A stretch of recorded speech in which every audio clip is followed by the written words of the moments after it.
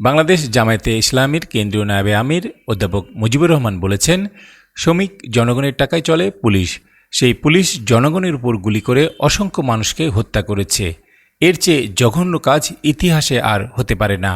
রাজশাহীতে বাংলাদেশ শ্রমিক কল্যাণ ফেডারেশন আয়োজিত সমাবেশে তিনি একথা বলেন। তিনি আরও বলেন, এই সরকারকে যৌক্তিক সময় দিতে হবে।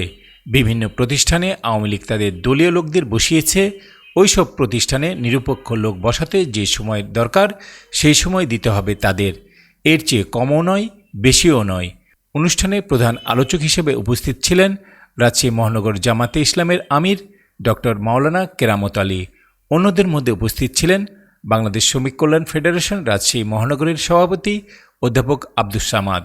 ৮০ ভাগেরও বেশি দল থেকে তারা নিয়োগ করেছে।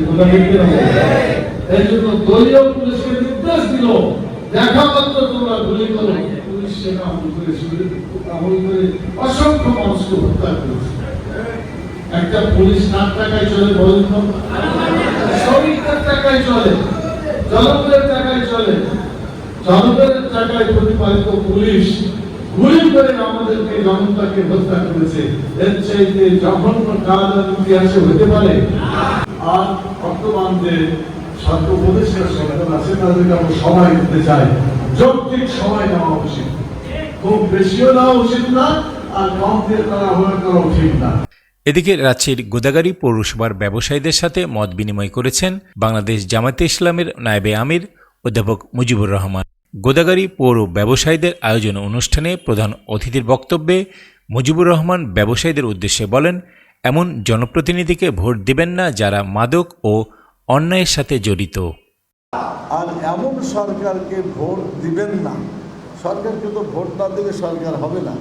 তো এমন লোককে ভোট দিবেন না যে ক্ষমতায় গিয়ে নিজে মদ খায়, মদের ব্যবসা করে, মদের সাথে তার রাজনীতি জড়িত, দলের সাথে মদের অর্থ জড়িত।